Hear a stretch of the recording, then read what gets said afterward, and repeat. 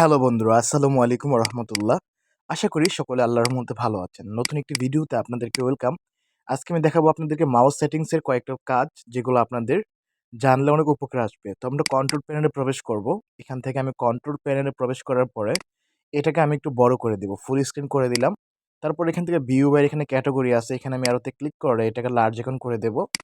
তারপর এখান থেকে মাউস যে দেখতে পাচ্ছেন, এই মাউসে আপনারা ক্লিক করে দিবেন, ঠিক আছে? ক্লিক করে দেওয়ার পরে আপনাদের সামনে দেখেন একটা উইন্ডো আসছে। এখান থেকে পয়েন্টার অপশনে যাবেন।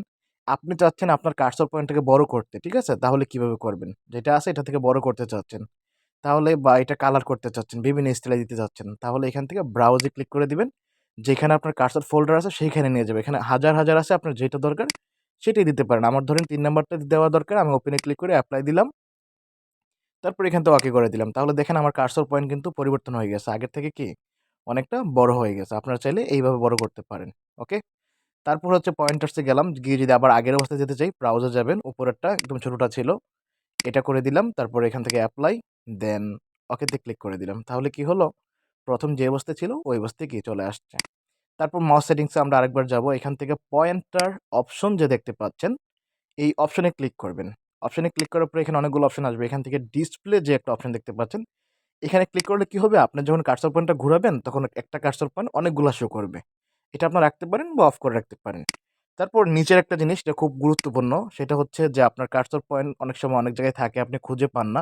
এই ক্ষেত্রে যদি আপনি কন্ট্রোল কি প্রেস করেন তাহলে কিন্তু কার্সর পয়েন্টটা পাবেন। তার জন্য এই অপশনটা অন করে দিতে হবে। তো কন্ট্রোল কি অন করে দিয়ে এপ্লাই দিয়ে এখান থেকে ওকেতে দিবেন। এখন আপনার কার্সর পয়েন্টটা যেখানে রাখেন না কেন, কার্সর পয়েন্ট থেকে কিবোর্ড থেকে আপনি কন্ট্রোল প্রেস করেন, দেখেন আপনাকে বলে দিতেছে।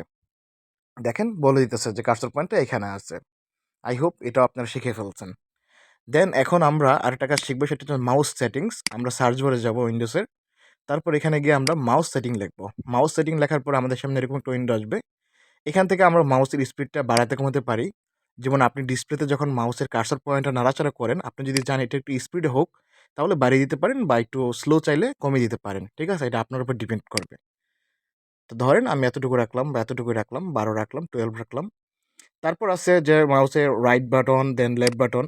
যেমন আপনারা মাউসের রাইট বাটন ক্লিক করলে কিন্তু অপশন আসে। এখন এটা আপনি চাইলে চেঞ্জ করতে পারবেন।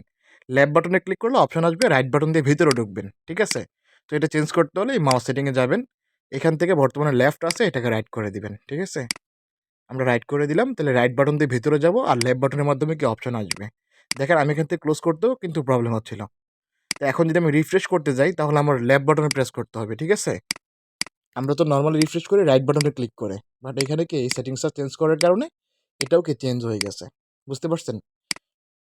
তো এটা যদি আবার ঠিক করতে যান তো সেম ভাবে সার্চ বারে যাবেন। সার্চ বারে গিয়ে আপনারা লিখবেন মাউস সেটিং। মাউস সেটিং লেখার পরে আপনাদের মাউস সেটিং অপশনটা আসবে আপনাদের কাছে।